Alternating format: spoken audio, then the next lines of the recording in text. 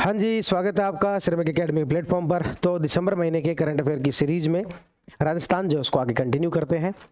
पिछली क्लास के अंदर अपन ने 4 पॉलिसी पढ़ी थी और इन 4 पॉलिसी को काफ़ी ज़्यादा डिटेल में पढ़ा था। मैं जब आप लोगों के कमेंट पढ़ रहा था कल वाली वीडियो के, तो मुझे लगा कि अपना चैनल किन हाथों में पहुंच गया है, कौन कौन सब्सक्राइबर जो है अपने हो गए हैं, कैसे अजीबोगरीब सब्सक्राइबर जो हमारे चैनल के हो गए हैं। इस बात को लेकर कल मुझे बड़ी चिंता हुई। किन्होंने कर लिया हमारा चैनल सब्सक्राइब, ये बड़ी चिंता का विषय है। उन लोगों ने कमेंट किए कि सर क्यों घास काट रहे हो। एक दो थे, उन्होंने महानुभाव थे हमारे, बोले सर क्यों घास काट रहे हो, इतना डिटेल में क्यों पढ़ा रहे हो। बताओ, डिटेल में पढ़ाना, घास काटना कब से? घास काटना है मुहावरे का अर्थ जानते हैं आप लोग? उसका अर्थ होता है कि क्यों एक तरीके से जल्दी जल्दी करा रहे हो। आप उल्टा कि 2 बातें एक्स्ट्रा क्यों बता दी, ओरिजिनल पॉलिसी से क्यों पढ़ा दिया। तो भाई अब मेरा नया अनाउंसमेंट सुन लो। करंट अफेयर का यूट्यूब पर लास्ट महीना है ये, उसके बाद मैं कराऊंगा ऐप पर, है ना। और यूट्यूब पर कभी कभार को बीच बीच में एक आधी क्लास डाल दिया करेंगे, बाकी अब मैं कराऊंगा ऐप पर। दिसंबर महीना लास्ट है और अब अपन से ना हो पाएगा, यूट्यूब पर अपन नहीं करा पाएंगे, क्योंकि मुझे चाहिए मेरी सेम फ्रीक्वेंसी के लोग। सीधी बात ये है, मुझे मेरे अपोजिट फ्रीक्वेंसी के लोग नहीं चाहिए, इसलिए मैं पढ़ाऊंगा ऐप पर, ताकि ऐप पर वही लोग देखें जो कि पहले से मुझे जानते हैं, हमें जानते हैं और आरपीएससी को जानते हैं। जो आरपीएससी को जानते ही नहीं है, जिनको यही नहीं पता कि ओरिजिनल जो आपके पॉलिसी है वहाँ से चीज़ें पूछी जा रही हैं और उसमें से 2 बातें एक्स्ट्रा बता दी तो उसमें कोई नुकसान नहीं है, फ़ायदा है, और उनको वो घास काटने लगे। अब आप कोई लोग 2-4 लोग कहेंगे नहीं नहीं सर 2-4 लोगों की बात सुन के थोड़ी ना आप ऐसा डिसीजन लेते हैं। मेरी मर्जी, मेरा डिसीजन, मैं तो ले रहा हूँ। मैं पढ़ाऊंगा ऐप पर, क्योंकि मुझे चाहिए सेम फ्रीक्वेंसी के लोग जो कम से कम हमें, आरपीएससी को और हमारे बारे में थोड़ी बातें जानते हो, है ना। इस प्रकार के बेहुदा कमेंट वाले लोग मुझे नहीं चाहिए, ठीक है, सीधी सी बात ये है। चलो भाई, अब अपन दिसंबर महीने के करंट अफेयर को आगे कंटिन्यू करते हैं। 4 हमने कल नीतियां पढ़ ली थी। एक ये एनआरआर पॉलिसी पढ़ ली थी, और एक उसके बाद में पर्यटन नीति पढ़ ली थी, और एक उसके बाद में जो है एक हमने पढ़ी थी कौन सी, वाहन स्क्रैपिंग वाली, वो आगे आएगी। अभी आज ट्रेड प्रमोशन वाली को देखेंगे और जितना नोट्स में लिखा हो उतना ही बताऊंगा, बाकी ऐप पर बताऊंगा, ठीक है। आज यूट्यूब पर तो इतना ही बताऊंगा मैं, जितना नोट्स में लिखा हुआ, और तुमसे इतना भी याद होगा नहीं, बचेगा तुम्हारे इतना भी नहीं, पर फिर भी मैं ऐप पर बाकी बताऊंगा, यहाँ पर तो इतना ही बताऊंगा। हाँ ठीक है। और ये एक आपके एक्ट, चलो पढ़ना शुरू करते हैं भाई, है ना। सबसे पहले हम बात करते हैं इसकी, राजस्थान ट्रेड प्रमोशन पॉलिसी की। नाम से पता लग रहा है ट्रेड को प्रमोट करने के लिए, यानी कि हमारे यहाँ पर ट्रेड को प्रमोट कैसे किया जा सकता है, तो ट्रेड में क्या क्या आता है। तो ट्रेड के लिए हमारे पास ई कॉमर्स प्लेटफॉर्म आते हैं, ई कॉमर्स प्लेटफॉर्म जो है उनको प्रमोट करना है। लॉजिस्टिक नेटवर्क जो है उनको जो है, लॉजिस्टिक नेटवर्क समझ ही गए होंगे, यानी कि एक जगह से दूसरी जगह पर किसी प्रोडक्ट को पहुंचाने के लिए जो सुविधाएं चाहिए उसको अपन लॉजिस्टिक के नाम से जानते हैं, है ना। कोई ए जगह वहां से बी जगह पर कोई भी प्रोडक्ट पहुंचाना है उसको अपन लॉजिस्टिक के नाम से जानते हैं। जैसे कि सड़कें हो सकती है, रेल मार्ग हो सकता है, वायु मार्ग हो सकता है, उन सबको इम्प्रूव करना है। ओवरऑल हमारे राज्य के लोगों का जो ट्रेड है, व्यापार है, उद्योग धंधा है, उसको बढ़ावा देना है। और इन उद्योग धंधों में रिटेल जो स्टोर्स हैं वो भी आते हैं। रिटेल स्टोर का मतलब क्या होता है, देखो एक होता है होलसेलर और एक होता है रिटेलर। होलसेलर जो कि चीज़ों को बल्क में बेचता है, रिटेलर जो कि थोड़ा थोड़ा करके बेचता है। तो यहाँ पर यह जो नीति है, राज्य में 10.5 लाख से अधिक रिटेल स्टोर्स और तेजी से बढ़ते उपभोक्ता बाजार को ध्यान में रखते हुए व्यापार में निवेश बढ़ाना, है ना, रोजगार सृजन करना, वो सब काम करेगी। तो यहाँ पर याद रखने वाला पॉइंट क्या है, ये वाला, कि कितने रिटेल स्टोर्स को ध्यान में रख रहा है ये पर कितने रिटेल स्टोर्स जो है उसको टारगेट कर रहा है। तो 10.5 लाख रिटेल स्टोर जो उनको टारगेट कर रहा है। इसका नोडल विभाग कौन होगा भाई? बात जब उद्योग की चल रही है, व्यापार धंधों की चल रही है, ऑब्वियस सी बात है उद्योग और वाणिज्य विभाग होगा। इसका जो क्रियान्वयन है वो उद्योग और वाणिज्य विभाग के आयुक्त के द्वारा किया जाएगा, है ना। किसके द्वारा किया जाएगा? आयुक्त के द्वारा। जैसे कल अपन ने जो पढ़ा था जिसमें कि जो टूरिज्म जो डिपार्टमेंट है उसके डायरेक्टर के द्वारा किया जा रहा था, उसी प्रकार से यहाँ पर आयुक्त के द्वारा। इसकी वैधता कितनी होगी? 31 मार्च 2029 तक। कल यानी कि लास्ट क्लास के अंदर अपन ने 4 पॉलिसी पढ़ी थी, उसमें से 2 की तो थी 31 मार्च, एक की थी रिन्यूअल तक, है ना। तो इसी तरीके से इसकी याद रखना 31 मार्च है। तो हालांकि हमारे जब ये तारीखें दे रहे हैं तो ज़्यादातर 31 मार्च ही दे रहे हैं, तो 31 मार्च तक। इसकी निगरानी के लिए भी एक समिति बनेगी जो कि राज्य स्तरीय अधिकार प्राप्त समिति होगी, यानी कि जो आपके हाई पावर्ड कमेटी एक तरीके से, जिसके अध्यक्ष जो है उद्योग विभाग के अतिरिक्त मुख्य सचिव होंगे। ठीक है, यानी कि देखो अब आपको थोड़ा सा चीज़ों को समझने में परेशानी हो रही होगी, क्योंकि है आपके चीज़ें ही इस प्रकार सी है, तो उसमें कुछ वैसे खास किया नहीं जा सकता। पर मैं आपको कल वाली एक बार स्लाइड लगाता हूँ, इंडस्ट्री इंडिपेंडेंस मॉडर्न हिस्ट्री। कल मैंने सेव की थी, वो फाइल कहाँ मिलेगी, एक बार इधर आना।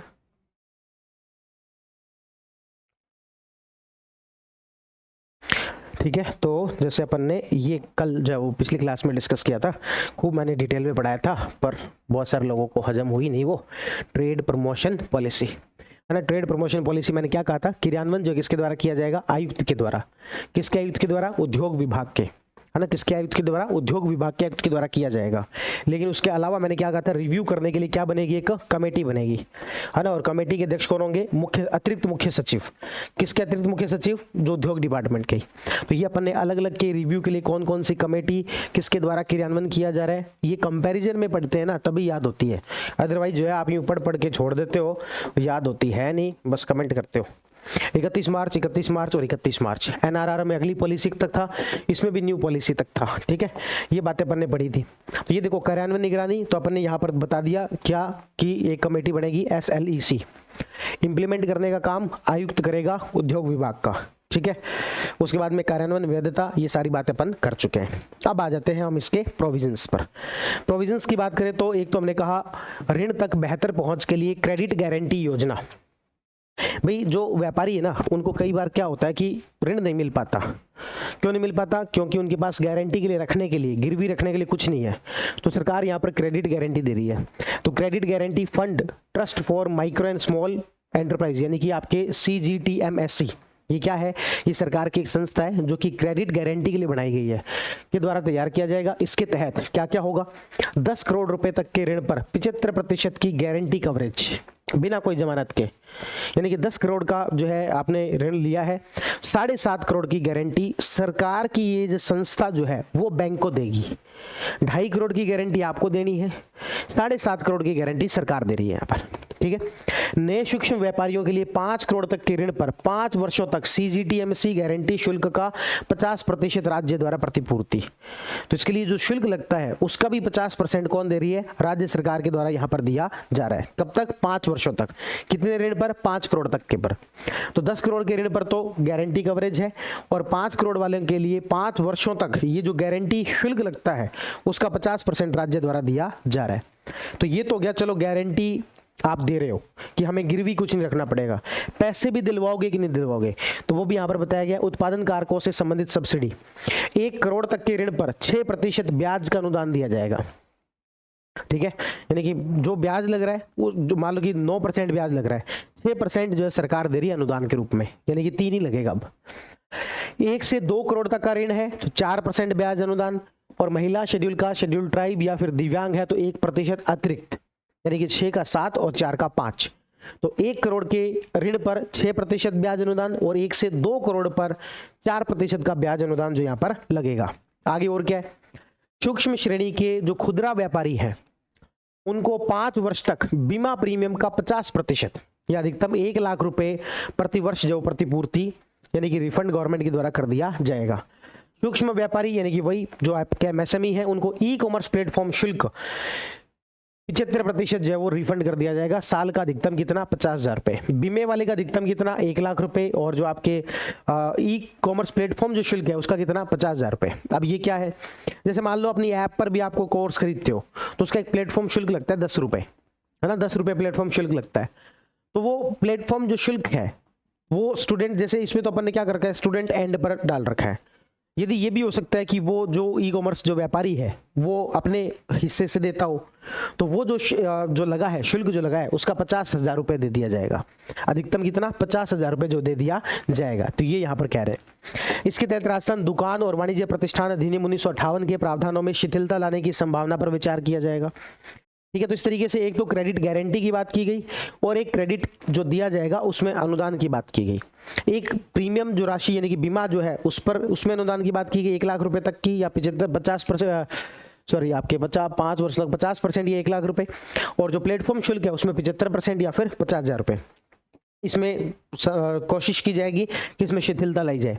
जैसे मान लो अब ये क्या है, राशन दुकान है, वाणिज्य प्रतिष्ठान अधिनियम। देखो हमारे यहाँ पर दुकानें किस रूल्स के साथ चलती है, तो इसके साथ चलती है। एग्जाम्पल के तौर पर क्या हमारे यहाँ पर दुकानें सारी 24 घंटे खुल सकती है क्या, तो हम कहेंगे सारी दुकानें 24 घंटे खुल नहीं सकती, उसके ऊपर रूल्स रेगुलेशन लागू होते हैं। कौन से, तो वो यही है। नकारात्मक सूची, नीति के दायरे से बाहर वाले क्षेत्र, ऑटोमोबाइल डीलर और थोक विक्रेता, इसको नहीं रखा गया। ईंधन व्यापार, मदिरा व्यापार, उनको नहीं रखा गया, है ना। अभी अपन कह रहे थे कि भाई क्या सारी दुकानें 24 घंटे खुल सकती है, हमने कहा ना, शराब की दुकानें नहीं, रात को 8 बजे बंद हो जाएंगी। उसी प्रकार से मदिरा व्यापार को इसमें रखा नहीं गया। ये जो भी नीति लाई गई है उसमें जो भी व्यापार होगा उसमें इनको नहीं रखा गया। 20 माइक्रोन से कम मोटाई की पॉलीथीन थैलियों का व्यापार करने वालों को भी नहीं रखा गया। तो सरकार एक तरफ जो प्लास्टिक कम करने पर बात कर रही है, और यदि इन्हीं प्रकार के व्यापार करने वालों को लाभ दिया जाएगा तो ये तो अपोजिट बात हो गई। इसलिए ईंधन वालों को, मदिरा वालों को, पॉलीथीन वालों को और ऑटोमोबाइल डीलर और थोक विक्रेता, इनको यहाँ पर शामिल नहीं किया गया। ठीक है, तो ये हमने आज 5वीं पॉलिसी के बारे में पढ़ लिया। कल 4 हमने पढ़ ली थी, 5वीं ये पढ़ ली, trade promotion policy. Trade promotion policy कब तक वैध है, 31 मार्च 2029 तक।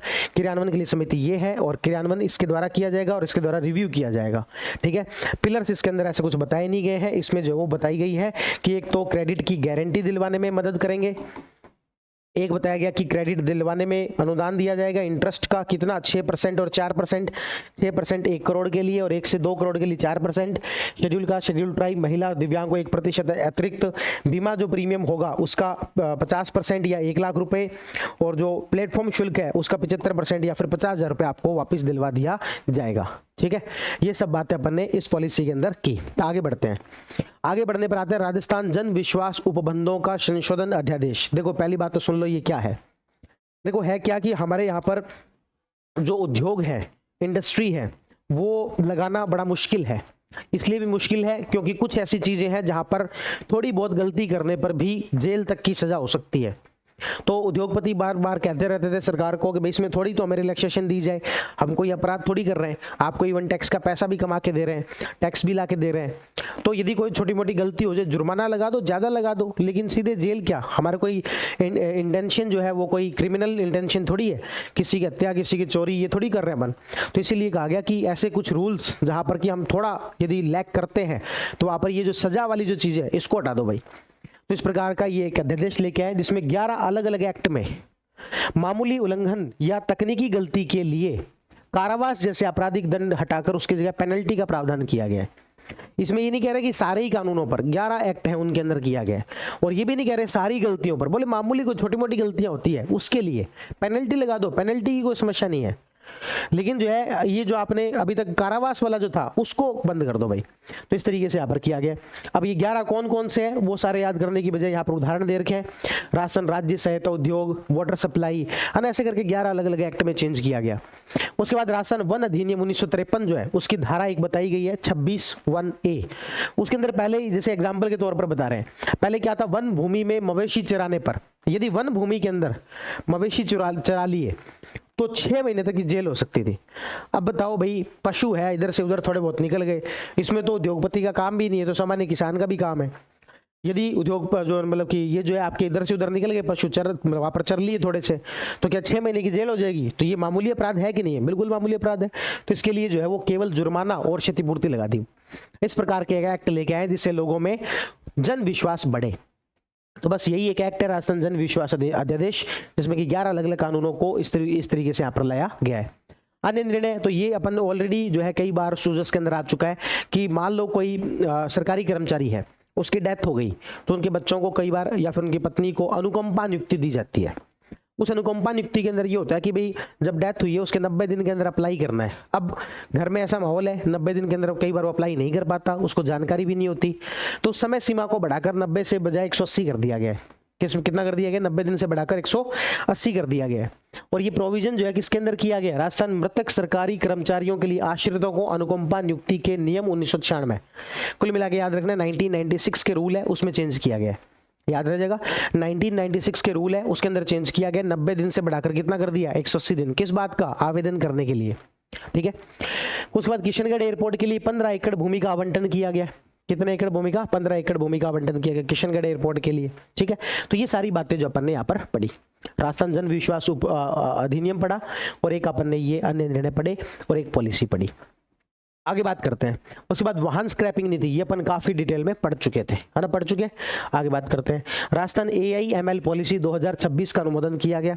ये जब पॉलिसी आई थी उस समय में सूजस में इतना ही आया था, और अब इस पॉलिसी का काफी ज्यादा विस्तार, जो ओरिजिनल डॉक्यूमेंट है वो आ चुका है, वो 51 पेज का है, और उसे मुझे पूरा पढ़ाना पड़ेगा, क्योंकि जब दिसंबर की मैगजीन बनी तब सूजस में इतना ही आया हुआ था, उसे मुझे पूरा पढ़ाना पड़ेगा। पूरा पढ़ाने के लिए कुछ लोग उसको बचा नहीं पाएंगे, इसलिए इसको भी अपन जो है यूट्यूब पर नहीं करवा रहे।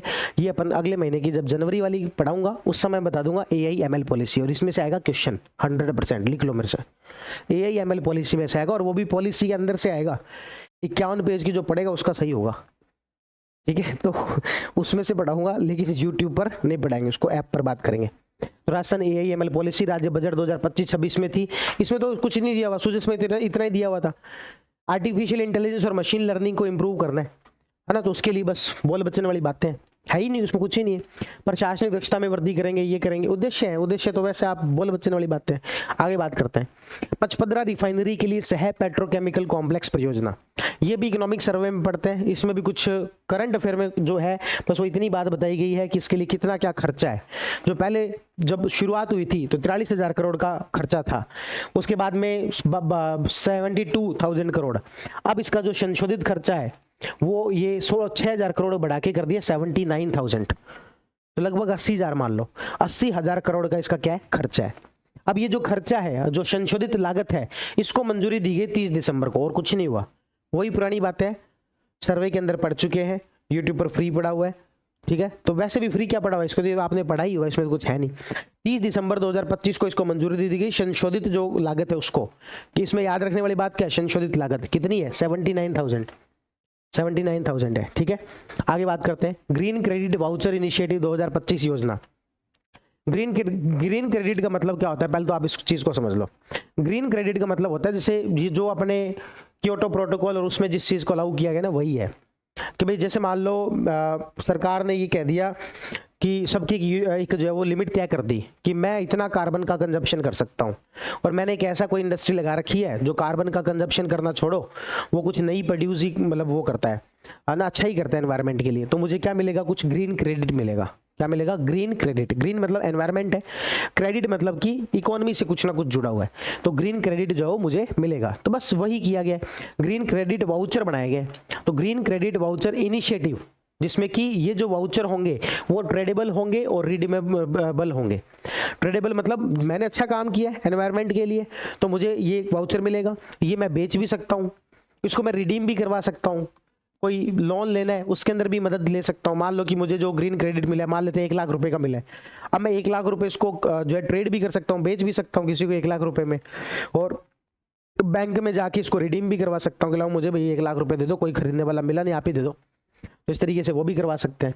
तो बस वही यहाँ पर कहा जा रहा है कि वाउचर के रूप में ट्रेडेबल और रिडीमेबल ग्रीन क्रेडिट प्रदान करके पर्यावरणीय रूप से सस्टेनेबल परियोजनाओं में निवेश को प्रोत्साहित करना है, ताकि इस चीज को जो प्रमोशन मिले कि ऐसी योजनाओं के अंदर पैसा खर्च करें जो कि एनवायरनमेंट के लिए इको फ्रेंडली हो।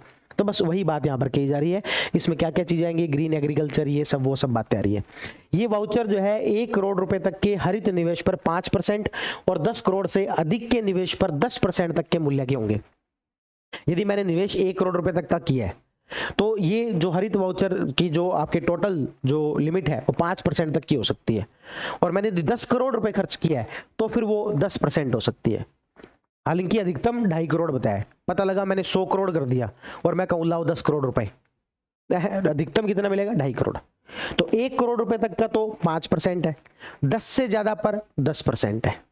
1 करोड़ से ज्यादा के इन्वेस्टमेंट पर तो 5% का है, और 10 करोड़ से ज्यादा के इन्वेस्टमेंट पर 10% का है, ठीक है। और मैक्सिमम कितना है, 2.5 करोड़ है।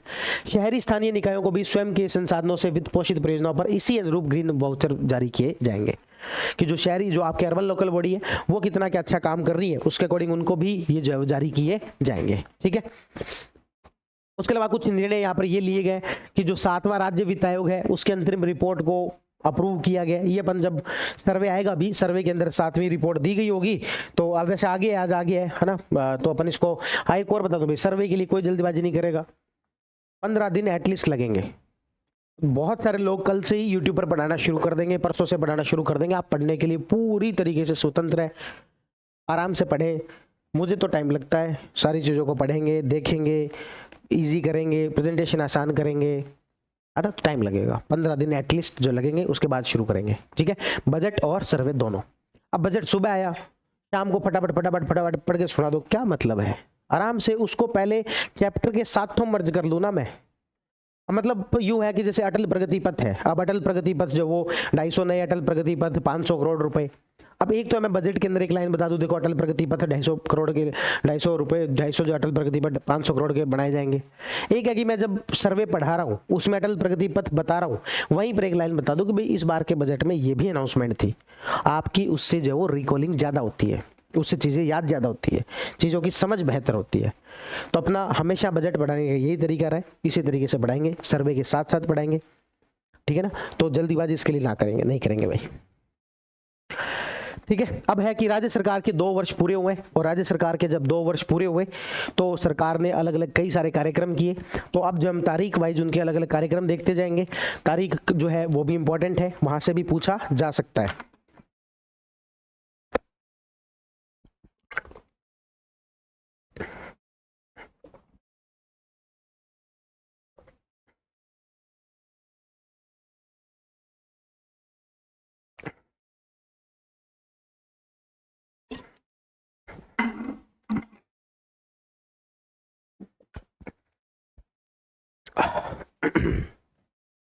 तो राज्य सरकार के 2 वर्ष पूरे हुए, इसके मौके पर बहुत सारे छोटे छोटे कार्यक्रम हुए।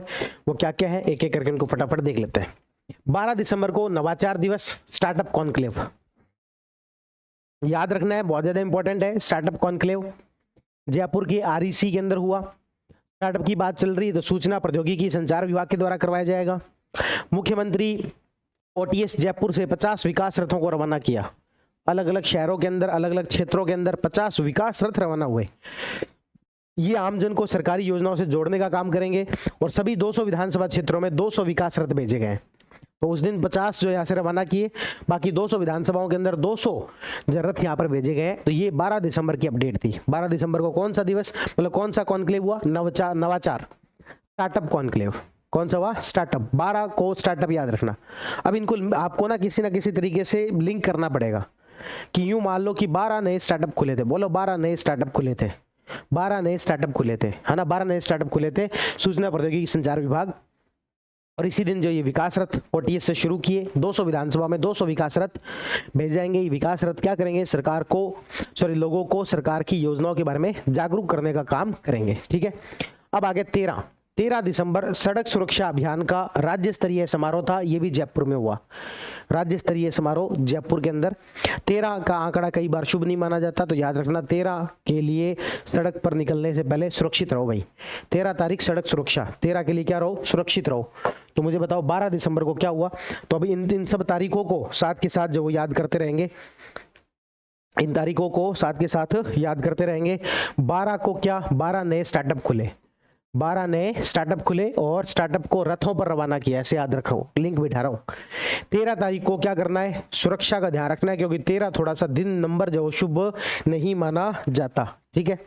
14 दिसंबर राज्य स्तरीय स्वच्छता जागरूकता एवं श्रमदान कार्यक्रम, राज्य स्तरीय स्वच्छता जागरूकता एवं श्रमदान कार्यक्रम, जो कि कहाँ हुआ? जयपुर के अंदर हुआ, जल महल में। ये भी कहाँ हुआ? जल महल के पास, जो जयपुर में हुआ 14 तारीख को। तो 14 तारीख को क्या हुआ? यहाँ पर स्वच्छता वाला कार्यक्रम हुआ है। याद रखना 14 नंबर जो SDG गोल है वो जल से संबंधित है, जल को स्वच्छ रखना है भाई, इसलिए कहाँ हुआ है? जल महल में। जल को क्या रखना है? स्वच्छ रखना है, इसलिए कहाँ हुआ है? जल महल में। SDG गोल नंबर 14 जो इसी से संबंधित है। तो 12 स्टार्टअप खुले, 13 को सड़क सुरक्षा का ध्यान रखना है, 14 तारीख को जो वो स्वच्छता, जल स्वच्छता, ठीक है। अब आते हैं 15 दिसंबर। 15 दिसंबर को क्या हुआ? 15 दिसंबर को, अच्छा ये तीनों कार्यक्रम कहाँ हो रहे हैं? जयपुर में हो रहे हैं। पहले तीनों ही कार्यक्रम ये कहाँ हो रहे हैं? जयपुर में हो रहे हैं। आगे बढ़ते हैं, आगे बढ़ने पर आता है 15 दिसंबर। 15 दिसंबर नव उत्थान, नई पहचान, बढ़ता राजस्थान, हमारा राजस्थान। ठीक है। इस थीम पर राज्य स्तरीय प्रदर्शनी का उद्घाटन किया गया मुख्यमंत्री जी द्वारा जवाहर कला केंद्र पर जयपुर में। 18 दिसंबर तक प्रदर्शनी चली। 3 दिवसीय जिला स्तरीय प्रदर्शनी का आयोजन जो यहाँ पर किया गया। ठीक है, तो इस प्रदर्शनी के बारे में कौन सा कोई एक एग्जाम था, उसके अंदर भी क्वेश्चन पूछा गया। 15 तारीख लंबी चौड़ी है, नव उत्थान, नया पहचान, हमारा राजस्थान, आगे बढ़ता राजस्थान, इस प्रकार से लंबी चौड़ी थीम है ना। क्या थीम है, याद रखना, नव उत्थान, नई पहचान, बढ़ता राजस्थान, हमारा राजस्थान। ठीक है, नव उत्थान, नई पहचान, बढ़ता राजस्थान, हमारा राजस्थान। 15 तारीख से लेकर 18 तारीख जेकेके में, और ये भी कहां पर है, जयपुर के अंदर। तो पहले चारों दिन के जो कार्यक्रम है वो कहां के पड़े, जयपुर में। इसी दिन RUHS के अंदर क्रिटिकल केयर ब्लॉक का शुभारंभ किया गया 20 करोड़ की लागत से। और जब हेल्थ की बात चल रही है तो इसी दिन आरोग्य शिविर RUHS प्रतापनगर के अंदर प्रदेश भर के मेडिकल कॉलेज और सब सेंटर पर आयोजित किए जा रहे हैं। 30 वर्ष से अधिक आयु के हर व्यक्ति की, देखो यहां से क्वेश्चन पूछा गया था, ध्यान रखना। अब देखो यहाँ पर क्या कर रहे हैं, 30 वर्ष से अधिक आयु के हर व्यक्ति की BMI, BP, sugar, common sensor आदि की निशुल्क जांच करवा के निशुल्क दवाएं उपलब्ध करवाई जा रही है। मुख्यमंत्री ने आउटसोर्स मोड पर 11 मदर लैब, 400 स्पोक्स का शुभारंभ किया। राष्ट्रीय स्वास्थ्य मिशन के तहत निशुल्क जांचों हेतु राज्य में हब एंड स्कोप मॉडल का लागू किया जा रहा है। राज्य में कुल 42 मदर लैब है, 137 हब लैब है और 1377 स्पोक्स चिन्हित यहाँ पर किए गए हैं। ये क्वेश्चन पूछा गया था, 42 के 32 कर दिए, 137 के 127 कर दिए, इस तरीके से डेटा चेंज किए थे। मतलब बैंकर लेवल पर जाके क्वेश्चन पूछना, बैंकर लेवल पर जाके, क्यों, क्योंकि इतनी फैक्चुअल जानकारी मुख्यमंत्री जी को एक बार पूछ लो ना कि आपने कितने जो उद्घाटन किए थे उनको भी शायद याद ना रहे, लेकिन वो हमसे इस बात की उम्मीद कर रहे हैं पेपर बनाने वाले कि पूछा जा सकता है। तो 42 मदर लैब, 137 हब लैब और 1377 जो है वो स्पोक्स यहाँ पर चिन्हित किए गए हैं। ये सारी घटनाएं कब की है, 15 तारीख की। ठीक है, तो 42 मदर लैब, 137 हब लैब और 1377 जो स्पोक्स यहाँ पर चिन्हित किए गए। एक और याद रखना, 1 से 15 दिसंबर तक 894 मुख्यमंत्री आयुष्मान आरोग्य रक्तदान शिविर आयोजित किए गए। कुल रक्तदाता 44,000 और हर एक का एक यूनिट यानी कि 44,000 यूनिट। सर्वाधिक यूनिट कहाँ से आई, कोटा से। तो कोटा में सबसे ज्यादा लोग यहाँ प्रदान कर रहे हैं, 44,000 में से 16,000 वहां से आई। तो 15 दिसंबर को क्या याद रखना है, एक तो नव उत्थान, नई पहचान, हमारा राजस्थान, बढ़ता राजस्थान। और 15 से 18 में जेकेके के अंदर जो ये कार्यक्रम 3 स्तरीय 3 दिन की जो जिला स्तरीय प्रदर्शनी लगाई गई। और इसके अलावा हमने क्या देखा, जो है यहाँ पर RUHS के अंदर क्रिटिकल केयर ब्लॉक, और यहाँ पर जो है ये 42 टोटल मदर लैब है, 137 जो आपके हब लैब है और 1377 जो स्पोक्स चिन्हित किए गए हैं। इस दिन आउटसोर्स मोड पर 11 मदर लैब और 400 स्पोक्स का भी शुभारंभ किया गया। फिर हमने 1 से लेकर 15 दिसंबर तक आरोग्य रक्तदान शिविर देखे, कितने लगे, 894। तो याद रखना 1 तारीख से लेकर 15 तारीख तक कितने रक्तदान शिविर, 894। कितने यूनिट, 17,000 यूनिट। इसमें 17,000 नहीं था, 44,000 यूनिट जो है और 44,000 लोगों ने, इसमें से 16,000 तो सिर्फ कहां पर है, कोटा के अंदर ही जो रक्तदान किया। टोटल कितने शिविर, 894 जो यहाँ पर शिविर लगे। ठीक है, चलो आगे बढ़ते हैं। 16 दिसंबर को आपके समस्या समाधान शिविर, ग्रामीण समस्या समाधान शिविर, जो कि कहां पर, लूणकरणसर बीकानेर के अंदर। तो 12 से क्या याद रखता, 12 तो क्या है, स्टार्टअप। 13 क्या है, सड़क सुरक्षा ध्यान रखना है। 14 तारीख को SDG नंबर 14 से याद रखना। 15 को ये बड़ा सा हो गया। 16 वर्ष का होता है तो एक युवा को बहुत सारी समस्याएं शुरू हो जाती है, तो ग्रामीण समस्या समाधान शिविर है ना। मैं अभी बीकानेर कुछ समय पहले जाके आया था, हमारे सेंटर वालों को कई जो अलग अलग कोचिंगों से, RPSC से कई सारी समस्याएं थी, उन्होंने वो मुझसे कई सारी डिस्कस की। तो बीकानेर के अंदर समस्या समाधान करके आए भाई। 16 तारीख को समस्या समाधान करके आए, कहाँ पर, बीकानेर के अंदर, याद रखना। मुख्यमंत्री जी यहाँ पर गए तो बोले कि चलो समस्या समाधान कर रहे हैं, साथ के साथ कुछ पैसे भी दे जाते हैं, हालांकि इतने काम के नहीं होते हैं। एक पुस्तक विमोचन की गई, बीकानेर जिले की विकास पुस्तिका, ग्रामीण सेवा शिविर की सफलता की कहानी और शहरी सेवा शिविर 2025, ये 3 यहाँ पर पुस्तकें विमोचन की गई। तो याद रख लेना, 16 तारीख को क्या, समस्या का समाधान किया। 16 तारीख को क्या किया भाई, समस्या का समाधान किया। और इससे बीकानेर के लोग बड़े राजी हुए। लूणकरणसर बीकानेर के अंदर ये कार्यक्रम हुआ। 2-3 किताबें लॉन्च कर दी और कुछ पैसे जो दे के आगे। अब आगे बढ़ते हैं, 17 तारीख की बात करते हैं। 17 तारीख को क्या समाधान किया, 17 तारीख को ग्रामीण और शहरी समस्या समाधान शिविर। ये तो क्या था आपके, ग्रामीण समस्या समाधान शिविर। अब शहर वाले कह रहे हैं हमारी भी समस्या का समाधान करो, तो 17 तारीख को ये लगा दिया ग्रामीण और शहरी समस्या समाधान शिविर आहोर जालोर के अंदर। मुख्यमंत्री ने 338 करोड़ रुपए के शिलान्यास कार्य करवाए। केशवाना के राजकीय कृषि विद्यालय और रानीवाड़ा, चितलवाना और सांचौर के राजकीय महाविद्यालयों के भवनों और हिमगुड़ा में ये सब स्टेशन जो लगा दिया। पीएम कुसुम योजना के कंपोनेंट सी के तहत 8 सोलर जो आपके संयंत्र हैं उनका लोकार्पण कर दिया। 237 करोड़ रुपए के सड़कों के काम की नींव रख दी और कंपोनेंट ए के तहत 19 सोलर संयंत्र और कंवड़ा में इतने सब स्टेशन जो और लगा दिए। अब देखो इतना डिटेल में, अब पुराना जो आपसे कोई नहीं पूछता, ये एटलीस्ट आपको याद रह जाए। हालांकि मैं ये रिस्क नहीं लूंगा कहने की कोई कुछ नहीं पूछता, क्योंकि जब ये पूछ सकते हैं एग्जैक्ट फिगर तो ये भी कोई बड़ी बात नहीं है, एक बार पढ़ लेना। लेकिन मुख्य जो आपको याद रखना है ये वाला कि 17 दिसंबर को क्या हुआ, ग्रामीण और शहरी सेवा शिविर कहाँ पर लगाया गया, ग्रामीण और शहरी समस्या समाधान शिविर ये कहाँ पर लगाया गया, तो ये आपके जालोर के अंदर। कहाँ लगाया गया, जालोर के अंदर। जालोर में कौन सी जगह बताई, आहोर, ठीक है। उसके बाद में आते हैं 18 दिसंबर। 18 दिसंबर को 18 में आते सबको ही हरियाली हरियाली दिखने लगती है, तो हरियालो राजस्थान पर्यावरण कॉन्क्लेव है ना। 18 हरियाली, तो 18 से हरियालो राजस्थान पर्यावरण कॉन्क्लेव, हरियालो राजस्थान पर्यावरण कॉन्क्लेव। पहले वाले सारे कहाँ पर थे, जयपुर में थे। उसके बाद वाले सारे कहाँ पर हो रहे हैं, बाहर हो रहे हैं। पहला बीकानेर में देखा, दूसरा जालोर के अंदर देखा, ये वाला जो है आपके वापस जयपुर के अंदर हुआ। बीच में जो समस्याएं थी, जयपुर वालों को समस्या नहीं है, समस्या बाहर वालों को है। लेकिन यहाँ पर मुख्यमंत्री ने जवाहर कला के अंदर जयपुर में सरस राज सखी राष्ट्रीय मेले का भी शुभारंभ किया। सरस राज सखी राष्ट्रीय मेले का, इसकी अवधि 4 जनवरी तक। आयोजक कौन है, राजीविका। थीम क्या है, भारत एक सूत्रधार। राजस्थान सहित 24 राज्यों की लगभग 300 स्टॉल लगाई गई। इंपॉर्टेंट पॉइंट है भी, याद रख लेना। जवाहर कला केंद्र में क्या हुआ है, आपके सरस राज सखी राष्ट्रीय मेला। ये राष्ट्रीय मेला कब तक चलेगा, 4 जनवरी तक। आयोजक कौन है, राजीविका। थीम क्या है, भारत एक सूत्रधार, भारत एक सूत्रधार। 24 राज्यों की लगभग 300 स्टॉल। अब आ जाते हैं 19 तारीख को। 19 तारीख को हुआ है यहाँ पर महिला सम्मेलन, राज्य स्तरीय महिला सम्मेलन। 19 तारीख को क्या हुआ है, महिला सम्मेलन, ठीक है। 18 वर्ष की आयु में पहले लड़कियों की शादी हो जाती थी, 19 को बन गई महिला। 19 वर्ष की आयु में क्या बन गई, महिला। ऐसे याद रखने के लिए बता रहा हूं यार, आप किसी तरीके से याद रखो। 18 वर्ष को शादी होगी, 18 वर्ष की आयु में शादी होगी, 19 को क्या बन गई, महिलाएं। तो महिला जो सम्मेलन है वो हुआ है पंचगांव धौलपुर में। कहाँ पर हुआ है, पंचगांव धौलपुर में। याद रखना, महिलाओं को कह देते हैं कि ज्यादा पंचायती मत करो, हालांकि बात गलत है, सही है, वो आप लोग देख लेना, है ना। पर जो है याद रखना, महिलाओं को कई बार क्या कह देते हैं, ज्यादा पंचायती मत करो, है ना। और महिलाओं का जो रंग जो है ज्यादातर क्या होता है, थोड़ा सा धोड़ा साफ रंग जो है पुरुषों की तुलना में होता है। तो 19 तारीख को महिला सम्मेलन धौलपुर में पंचगांव के अंदर हुआ, ठीक है। तो मुझे बता, अब देखो आपको लग रहा है ना ये क्या फालतू ट्रिक बता रहे, मैं बता रहा हूँ आपको, याद हुई इससे। 12 को स्टार्टअप, 13 को सड़क सुरक्षा, 14 को स्वच्छता, 15 को नव उत्थान वाली बातें, 16 को क्या देखा था, 16 को क्या देखा था, समस्याएं। 16 की होती है समस्या जो होने लगती है। 17 को वो शहरी वाली, 18 को हरियाली, 19 को महिला। 18 को हरियाली और महिला, 19 को महिला। तो 19 दिसंबर को महिला सम्मेलन हुआ, कहाँ पर, पंचगांव धौलपुर में। अच्छा, जगह भी याद होती जा रही है, साथ के साथ जगह भी याद होती जा रही है कि 12, 13, 14, 15 ये सारे कार्यक्रम तो कहाँ हुए थे, राजस्थान में, मतलब जयपुर में ही हुए थे। उसके बाद में 16 और 17 यानी कि जो समस्याओं वाला है ये आपके बाहर। 18, 19 मतलब 18 वाला वापिस जयपुर और 19 वाला कहाँ पर है, पंचगांव धौलपुर में। इस दौरान जो है महिलाओं को बहुत सारी राशि जो है दी गई ताकि थोड़ा सा यूं राजी रहे। तो क्या सामाजिक सुरक्षा पेंशन योजना 91 लाख पेंशनधारियों को, ये मैंने आपको सूजस में भी बताया था, जो जनवरी वाली चल रही है, लगभग 91 लाख पेंशनधारी है हमारे यहाँ पर। 91 लाख लोगों को पेंशन मिलती है, 1100 करोड़ रुपए। पालनहार योजना के तहत जो है 5,95,000 विद्यार्थियों को 103 करोड़ रुपए।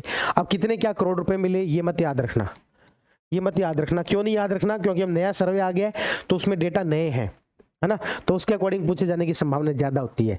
पर लाभार्थी थोड़े थोड़े याद रख लेना, कितने लाभार्थी हैं तो आप याद रख लेना। पेंशन योजना के तहत 91 लाख है, पालनहार में 5,95,000 है, मुख्यमंत्री उच्च शिक्षा छात्रवृत्ति में 5,000 है, अनुसूचित जाति वाले 1,55,000 है, राजस्थान महिला निधि वाले 5,000 लखपति दीदी हैं, लखपति दीदी कृषि सौर, और उनको टैबलेट भी जहाँ पर वितरण किया गया। तो महिलाओं वाले कार्यक्रम थे पंचगांव धौलपुर में, ये सारी चीजें हुई। और अपन ने ये भी देखा था जब अपन सूजस पढ़ रहे थे जनवरी महीने की, मैंने आपको बताया था 19 दिसंबर से हमने जो आयुष्मान आपके आरोग्य योजना है उसके अंदर आउटसोर्स जो आपके इंटरपोर्टेबिलिटी है उसको भी शुरू कर दिया है। तो अब एक तरीके से हम आउटसोर्स और जो है इनबाउंड और आउटबाउंड दोनों प्रकार, आउटसोर्स नहीं आउटबाउंड, आउटबाउंड और इनबाउंड दोनों प्रकार की जो आपके क्या कहते हैं इंटरपोर्टेबिलिटी जो है वो हमने शुरू कर दी है। तो ये 19 दिसंबर को यहाँ पर फैसला लिया गया। ठीक है, अब चलते हैं 21 को जो दीदी है, 19 को तो महिलाओं की समस्या सुनी, 21 को दीदी होगी लखपति। 21 को दीदी क्या होगी? लखपति। कहां पर आके? जयपुर आके। तो याद रख लेना 21 को कहां पर, कौन सा प्रोग्राम? लखपति दीदी। 21 को कौन सा प्रोग्राम? लखपति दीदी कार्यक्रम था, जो कि कहां पर हुआ? ओटीएस के अंदर, ओटीएस जयपुर में।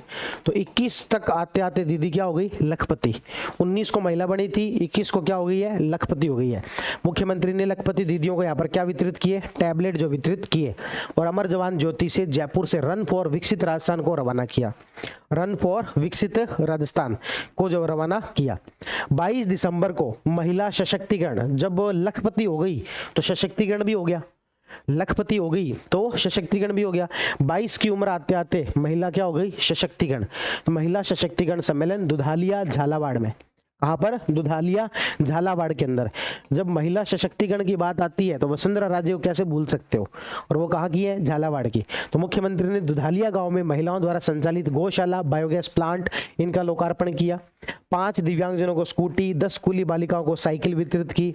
डग में स्थित पशु अनुसंधान केंद्र में स्वदेशी गोवंश के संरक्षण संवर्धन के लिए सेंटर ऑफ एक्सीलेंस की स्थापना की जाएगी, ऐसी घोषणा की। ये थोड़ा सा याद रख लेना। डग चौमहल क्षेत्र में एक छोटी काली सिंध नदी पर बांध बनाने के लिए डीपीआर तैयार करने की भी घोषणा यहाँ पर की। तो मुझे 22 तारीख तक के सारे कार्यक्रम आप लोग बता सकते हैं कि नहीं बता सकते? 12 तारीख एक बार चलो रिवाइज करने की कोशिश करते हैं। 12 तारीख को हमने क्या देखा था? 12 को स्टार्टअप कॉन्क्लेव। 12 को क्या? स्टार्टअप कॉन्क्लेव हुआ। उसी दिन क्या रवाना कर दिए? विकास रथ।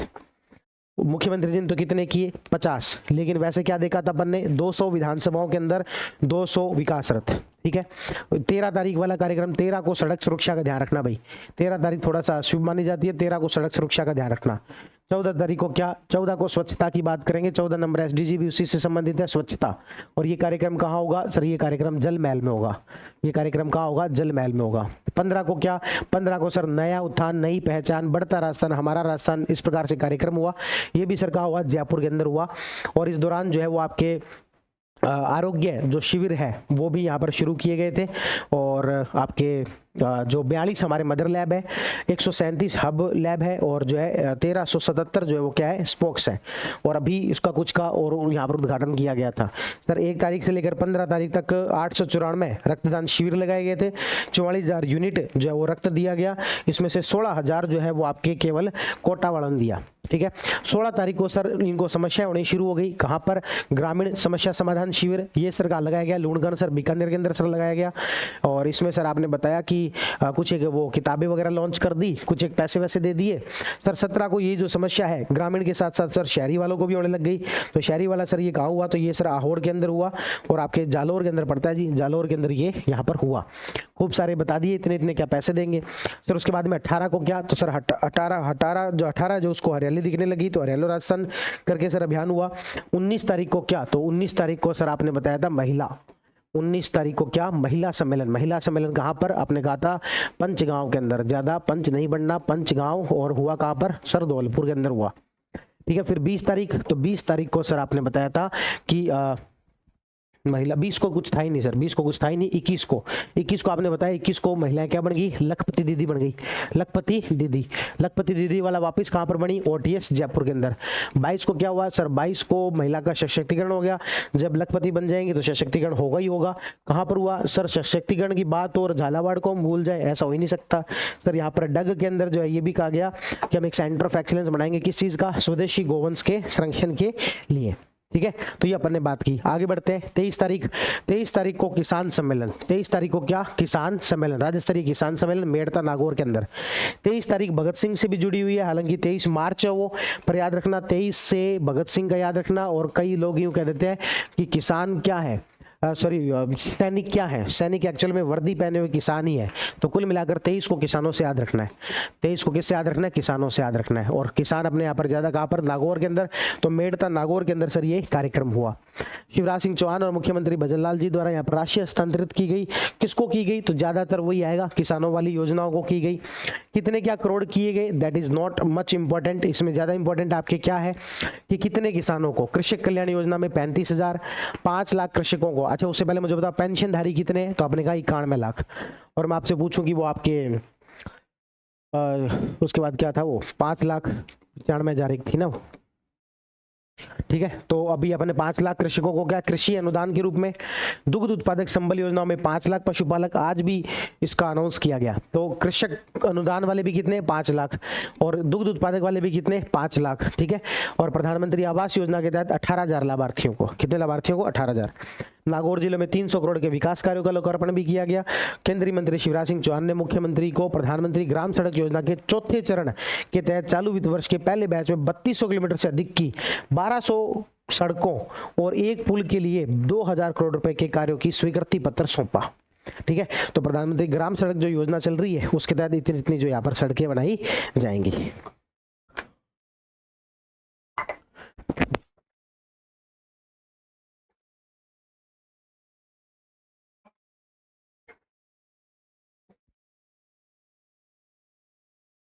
ठीक है, तो 23 दिसंबर वाला कार्यक्रम कहाँ पर हुआ? मेड़ता में।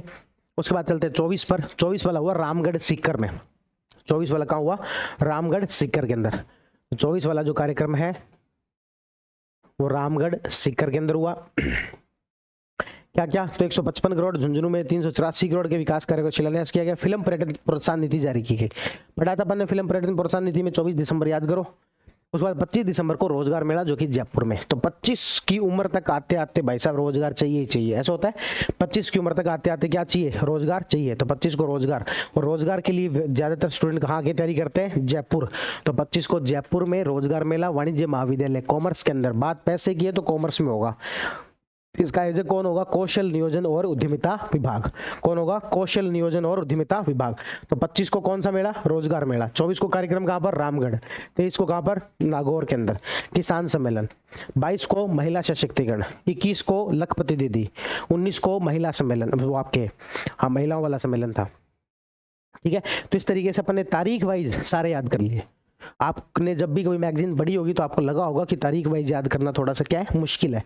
इसलिए थोड़ा सा आराम से कि भाई चीज़ें हो जाए, सेटल हो जाए पहले, फिर उसके बाद में कुछ ना कुछ सीक्वेंस, कुछ ना कुछ फायदा हो जाता है। इससे जल्दीबाजी मत किया करो। फिल्म पर्यटन प्रोत्साहन नीति अपन ऑलरेडी इसके बारे में बात कर चुके हैं। सब्सिडी कितनी क्या दी जाएगी, सारी बातें डिटेल में पढ़ चुके हैं। फिर आता है प्रवासी राजधानी दिवस। तो अपन NRR पॉलिसी पढ़ा था, याद होगा आपको। NRR पॉलिसी, उसमें मैंने बात की थी प्रवासी राजधानी दिवस की। प्रवासी राजधानी दिवस कब मनाया जाता है? 10 दिसंबर को। पहली बार इस बार जो प्रवासी राजधानी दिवस मनाया गया, मुझे आप कमेंट सेक्शन के अंदर बताएंगे, देखते हैं आपको कितना क्या याद रहता है। मुझे आप बताएंगे प्रवासी राजस्थान दिवस किसके द्वारा मनाया जाता है? प्रवासी राजस्थान दिवस किसके द्वारा मनाया जाता है? ए ऑप्शन पर्यटन विभाग, बी ऑप्शन जो भी आपके संस्कृति जो मंत्रालय है उसके द्वारा, सी ऑप्शन राजस्थान फाउंडेशन, और D option department of overseas Rajasthani affairs. प्रवासी राजस्थान दिवस किसके द्वारा मनाया जाता है? ठीक है, आप इसका आंसर लगाना और बताना मुझे इसका आंसर क्या है। राजस्थानी फाउंडेशन आपको बताया था, ठीक है। जबकि जो आपके NRR पॉलिसी है उसका क्रियान्वयन किसके द्वारा किया जा रहा है? डोरा के द्वारा किया जा रहा है। अब आ जाओ, पहला राजस्थानी प्रवासी राजस्थानी दिवस मनाया गया JECC सीतापुरा जयपुर में। क्या था ये? पहला। कुल पंजीकृत प्रवासी राजस्थानी कितने थे? 8700, 8,738। आयोजक जो है यहाँ पर BIP राजस्थान फाउंडेशन। देखो राजस्थानी फाउंडेशन तो अपन ने पहले ही कहा था, ये तो आयोजक है ही है। इसके साथ साथ और किसने दे दिया? BIP और रिको ने साथ दे दिया। लेकिन हमेशा ये जिम्मेदारी किसको दी गई है कि आपको ही करवाना है? राजस्थान फाउंडेशन। ये तो होगा ही होगा। इसके अलावा कौन? BIP और रिको, ठीक है। इंडस्ट्री पार्टनर CII जो है भारत के जितनी भी इंडस्ट्रीज है उनकी एक संस्था है। इसमें 8 अलग अलग सेशन हुए। प्रवासी राजधानी संवाद, नवीन अक्षय ऊर्जा। देखो आपको एक ही याद रखना है, प्रवासी राजधानी संवाद, बाकी सब इकोनॉमिक सर्वे के चैप्टर हैं। अक्षय ऊर्जा, उद्योग, स्वास्थ्य, शिक्षा, पर्यटन, जल संसाधन और खनन। बस इतना याद रख लेना। कितने सेशन हुए? 8। उसमें से एक ही याद रख लेना। कितने सेशन हुए? 8। उसमें से कौन सा था? प्रवासी राजधानी संवाद। इंडस्ट्री पार्टनर कौन है? CII। आयोजक कौन है? राजस्थान फाउंडेशन के साथ में BIP और रिको। वेरी वेरी इंपॉर्टेंट, BIP और रिको याद रखना, BIP और रिको। BIP रिको के अलावा कौन है? राजस्थानी फाउंडेशन। कुल पंजीकृत राजस्थानी प्रवासी कितने? 8700। संस्करण कौन सा? पहला। आयोजन कहां पर? JCC सीतापुरा में। मुख्यमंत्री जी ने राजस्थानी फाउंडेशन के 14 नए चैप्टर स्थापित करने की घोषणा की। याद करो, मैंने आपको उसमें बताया था कि पहले कितने थे? 26, और कितने नए कर देंगे? 14। टोटल कितने हो जाएंगे? 40। कितने हो जाएंगे? 40। ठीक है, तो यदि मैं आपको सारी बातें वापस रिवाइज कराऊं कि प्रवासी राजस्थान वाले के अंदर क्या क्या बातें हैं, तो प्रवासी राजस्थान वाले में पहली बात तो ये कौन सा सेशन था? पहला था। कहां पर हुआ? JCC सीतापुरा में। JCC सीतापुरा में किसने करवाया? राजस्थानी फाउंडेशन के अलावा BIP और रिको। BIP और रिको, ठीक है। इसके अलावा हमने पढ़ा इंडस्ट्री पार्टनर कौन था? CII। कितने सेशन हुए? 8। 8 में से कौन सा याद रखना है? प्रवासी संवाद वाला। और इसके अलावा भी कितने नए इसकी शाखाएं खोली जा रही है? तो इसकी 14 नई शाखाएं खोली जा रही है। अभी कितनी है? 26। 26 प्लस 14 कितनी हो जाएंगी? 40। इस 14 में से 5 तो विदेशों के अंदर और 9 जो है भारतीय शहरों में। 9 कहां पर? भारतीय शहरों में, और 5 कहां पर? विदेशों के अंदर। ठीक है, तो ये देख लो भाई कहां कहां पर, सॉरी मैंने उल्टा बोल दिया, 9 विदेशों में और 5 भारत के राज्यों में। सॉरी उल्टा बोल दिया, 9 विदेशों में और 5 कहां पर? भारत के राज्यों में। भारत के राज्यों में कहा? सबसे पहले अपने पड़ोसियों में कर ले, पंजाब, हरियाणा, यूपी। तो 3 तो वहां से जो है उनको बुला लेंगे, एक इधर केरल और एक इधर सिक्किम। तो इस तरीके से 5 नई भारत के अंदर जो है वो खोली जाएंगी राजस्थान फाउंडेशन की चैप्टर्स। 3 पड़ोसी राज्यों में, एक सिक्किम और एक केरल। और हम आते हैं विदेशों में। विदेशों में अपने वाले सबसे ज्यादा यहीं जाते हैं, Kuwait, Oman, Bahrain. Kuwait, Oman, Bahrain. घूमने जाते हैं थाईलैंड और हांगकांग, मलेशिया, न्यूजीलैंड, अफ्रीका और कनाडा। कनाडा चल गया। ठीक है, तो इस तरीके से कुल कितने चैप्टर हो गए? 40 जो चैप्टर हो गए। वर्ष 2026 में ये भी कह दिया कि इनका एक राइजिंग राजस्थान इन्वेस्टमेंट समिट आयोजन भी होगा वर्ष 2026 के अंदर, जो कि पिछली बार भी हुआ था, है ना। तो ये कह दिया नया होगा और होगा। और ये भी बताया कि 35 लाख करोड़ के, पिछली बार जो राइजिंग राजस्थान हुआ था उसमें जो 35 लाख करोड़ के MOU जो हुए, उसमें से 1 लाख करोड़ के निवेश प्रस्तावों की ग्राउंड ब्रेकिंग तय की गई। यानी कि 1 लाख करोड़ के एक तरीके से धरातल पर उतर चुके हैं। तो 35 लाख करोड़ के जो MOU हुए थे, उसमें से लगभग 1 लाख करोड़ के जो ग्राउंड लेवल पर उतर चुके हैं। उद्घाटन सेशन के अंदर coffee table book commitment in action का विमोचन किया गया। इसके अंदर राइजिंग राजस्थान के तहत हुए MOU की प्रगति और उसके बारे में जानकारी दी गई है। तो एक तो ये देखो, एक तो इन्होंने क्या कह दिया प्रवासी राजस्थान दिवस के अंदर कि एक तो नया राइजिंग राजस्थान करवाएंगे। इनसे पूछा कि नया करवाओगे, पहले पुराने वाले का तो हिसाब किताब दे दो। बोले कि 1 लाख करोड़ के तो ग्राउंड लेवल पर उतर चुके हैं। इसके अलावा एक बुक विमोचन कर रहे हैं, उसमें पढ़ लेना, बाकी सारी जानकारी उस बुक के अंदर पढ़ लेना। ऐसा करके उन्होंने यहाँ पर बताया।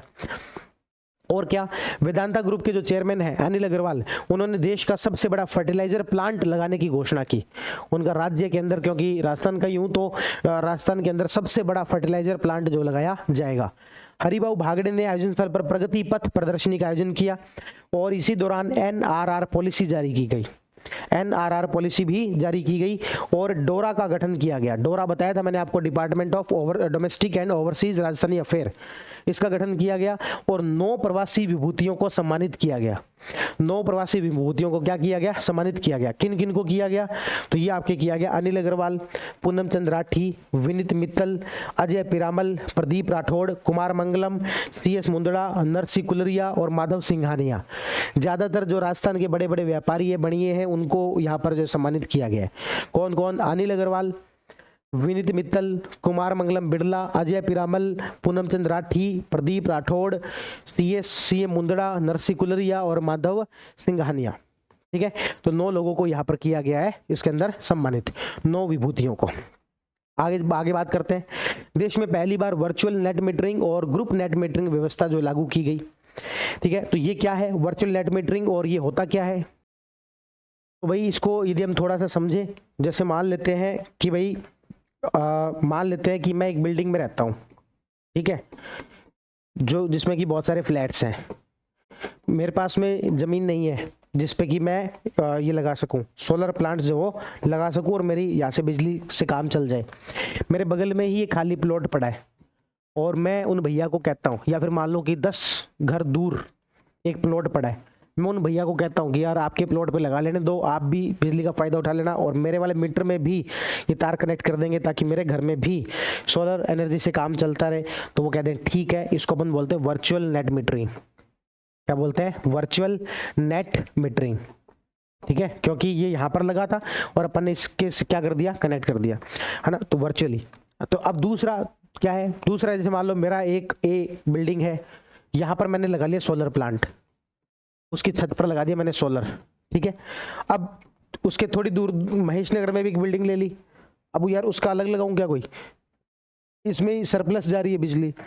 उसके बाद में मुझे लगा फ्लैट पे भी लगा लेते हैं, तो इन दोनों तीनों को मैं क्या कर दूं, मर्ज कर दूं। मेरे 3 अलग अलग बिल्डिंग है, 3 अलग अलग लोकेशन है, तो वहां पर जो भी सोलर एनर्जी है उसको मैं क्या कर दूं, मर्ज कर दूं। इसको मैं कहूंगा ग्रुप मीटरिंग, इसको मैं क्या कहूंगा, ग्रुप मीटरिंग। और ये क्या है, वर्चुअल नेट मीटरिंग। तो हमने पहली बार ये वर्चुअल नेट मीटरिंग और ग्रुप नेट मीटरिंग जो है इसको यहाँ पर लागू किया है। ठीक है, तो बस यही बात यहाँ पर बताएगी, वर्चुअल नेट मीटरिंग क्या होती है, ग्रुप नेट मीटरिंग क्या होती है। इससे फायदा क्या होगा, उपभोक्ताओं को भी फायदा हो जाएगा भाई, उनकी 3 जगह पर अलग अलग जगह पर लोकेशन पर बिल्डिंग है तो सब में वो सोलर एनर्जी का यूज कर पाएंगे। सरकार को भी फायदा है कि भाई इस बहाने ज्यादा लोग जो ये कोशिश करेंगे कि भाई अपने को 3 जगह पर यदि फायदा हो रहा है तो क्यों ना लगा ही लेते हैं सोलर प्लेट्स। तो इस तरीके से बस यही बात बताई गई है। अब इसी बात को पूरा डिटेल में लिखा गया है ना। ये दोनों होता क्या, वही मैंने आपको बता दिया। 1 मेगावाट तक के विद्युत भार वाले उद्योग के लिए लगा सकते हैं, व्यक्तिगत रूप सोलर नहीं लगा पाते उन सबके लिए लगाया गया है। 10 किलोवाट से अधिक विद्युत भार वाली सोलर परियोजनाओं के लिए तकनीकी धन की समय सीमा मौजूदा उपभोक्ताओं के लिए ये है। ठीक है, उसके बाद में चलते हैं 14 जिलों के अंदर पंचायतों का पुनर्गठन। अब इसमें एक छोटी सी मिस्टेक है, यदि आपने पकड़ ली हो तो कुछ नहीं, यहाँ पर क्या की गई है, पंचायतें जो है गठित की गई है। तारीख याद रख लेना, अधिसूचना कब आई, 21 नवंबर 2025 को। कब आई, 21 नवंबर 2025 को। इसमें ग्राम पंचायतें पहले हुआ करती थी 11,194, अब नई बना दी, सॉरी नवगठित कितनी है, 3400, अब कितनी हो गई है, 14,000। तो हमारे यहाँ पर ग्राम पंचायतें कितनी हो गई है, 14,635। एक तो ये याद रख लेना, 14,635 क्या हो गई है, ग्राम पंचायतें। पंचायत समितियां 33 जिलों के अंदर, नवगठित कितनी है, 85, और अब कितनी हो गई है, 450। ये उल्टा लिखा हुआ है ना, यहाँ पर तो आना था 450 और यहाँ पर कितना आना था, 85। ठीक है, तो 85 नई बनाई और टोटल कितनी हो गई है, 450। और जिला परिषद आपको पता है 41 जिले हो गए, तो उसके अकॉर्डिंग बनाने पड़ेंगे, 8 नए बना दी, तो जिला परिषदें कितनी है, 41। तो जिला परिषदें कितनी, 41। आपकी पंचायत समितियां कितनी, 450, और ग्राम पंचायतें कितनी, 14,635। देखो याद रखना कोई ज्यादा मुश्किल नहीं है, 41 जिले ये तो आपको याद ही रहता है। 4 से 4 ऊपर चलने दो, 450, 4 से 4 ऊपर चलने दो, 14,000, 4 से 4 याद रखना, 41, 450 और 14,635, 14,635। ठीक है, अब यदि हम बात करें कि नवगठित ग्राम पंचायतों के अनुसार सर्वाधिक कहां पर है, बाड़मेर में 270 पंचायतें, यहां पर सबसे ज्यादा जो है गठित की गई है। न्यूनतम कहां पर की गई है, झालावाड़ में 19 पंचायतें। सर्वाधिक नवगठित पंचायत समितियां कहां पर, जोधपुर में, कितनी, 7। ठीक है ना, तो पंचायत समितियां सर्वाधिक कहां पर गठित की गई है, जोधपुर में। ग्राम पंचायतें सर्वाधिक बाड़मेर में और न्यूनतम कहां पर, झालावाड़ में। 8 जिलों में पंचायत समितियां गठित नहीं की गई है। आपके मन में आया होगा सर सर्वाधिक नवगठित पंचायत समितियां जोधपुर में 7 बता दी, न्यूनतम वाली बता दो, इसमें भी तो आपने दोनों बताए, बाड़मेर में सबसे ज्यादा और सबसे कम कहां पर, झालावाड़ में।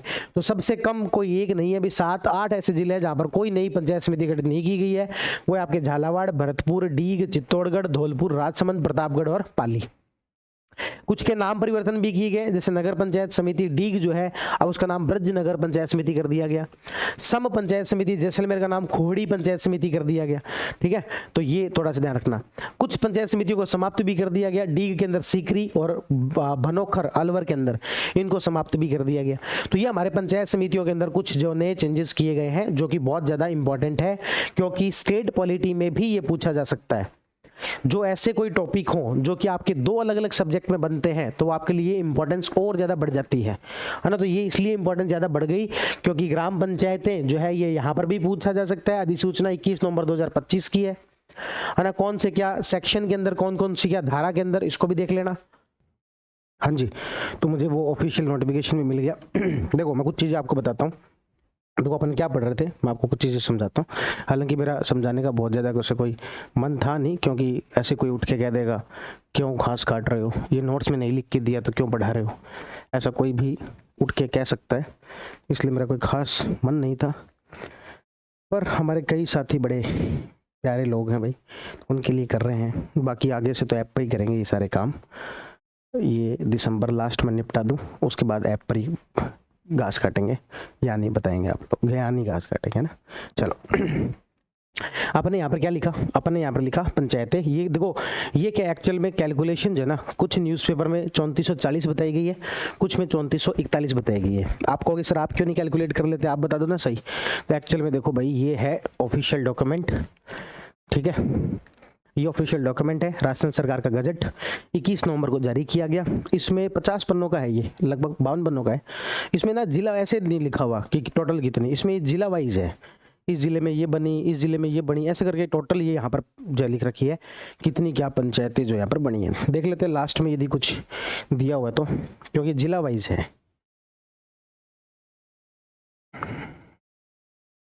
नहीं देखो, कुछ भी यहाँ पर लिखा नहीं हुआ कि टोटल कितनी बनी है। तो न्यूज़पेपर वालों ने इसको जो काउंट करके बताया 3440, कुछ जगह पर 3441 नहीं बनी है। अब मैं आपको ना इसमें बड़े काम की कुछ बातें बताता हूँ, जो कि मुझे लग रहा है स्टेट पॉलिटिफिकेशन के रूप में पूछा जा सकता है ना। पहली बात तो ये अधिसूचना जारी कब की गई, 20 नवंबर को की गई है।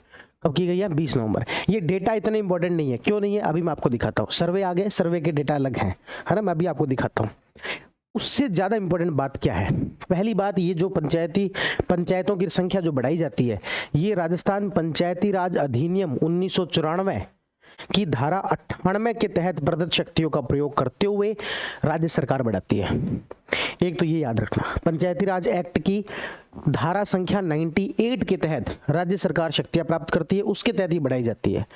इसमें भी तरीका क्या होता है, इसमें सबसे पहले जिला कलेक्टर जो होता है, उस जिले की कौन कौन सी ग्राम पंचायतों को बढ़ाया जाने की आवश्यकता है वो एक बना के देता है, और उन सब के ऊपर राज्य सरकार डिसीजन लेती है। तो ये यहाँ पर आप देखेंगे, संबंधित जिले के जिला कलेक्टर को ग्राम पंचायत और पंचायत समिति के पुनर्गठन किए जाने का उपयोग करके प्रस्ताव तैयार करने, अवलोकन के लिए प्रसारित करने और 1 माह की अवधि में आपत्तियां आमंत्रित करने और उन पर सुनवाई करने के लिए अधिकृत किया गया था। बहुत इंपॉर्टेंट है, जब भी नई पंचायतें जुड़ती हैं तो उसके लिए काम किसके द्वारा किया जाता है, जिला कलेक्टर के द्वारा। वो तैयार करता है योजना, फिर उसके बाद में जो पब्लिक रखता है, पब्लिक के लिए रखता है, और 1 महीने तक आपत्तियां मंगवाते हैं। उसके बाद राज्य सरकार को भेजी जाती है। राज्य सरकार धारा 98 का प्रयोग करते हुए राज्य सरकार ऐसी नई जो पंचायतों का गठन करती है। ठीक है, तो ये तो पहली बात हुई जो कि आपको लिख लेनी है, कहीं लिख लेना, इस पॉइंट को नोट्स में लिख लेना, ज्यादा बता रहा हूं ना जो, उसको लिख लेना। ठीक है, तो धारा 98 का जो प्रयोग करती है। अभी इस दौरान जो मैंने राकेश सर से इस पूरी चीज़ पर डिस्कशन करके उनसे ऑफिशियल डॉक्यूमेंट मंगवाए, तो उन्होंने मुझे ऑफिशियल डॉक्यूमेंट भेजे हैं। एक सेकंड कहीं खोला देख लेता हूँ क्या भेजे इन्होंने।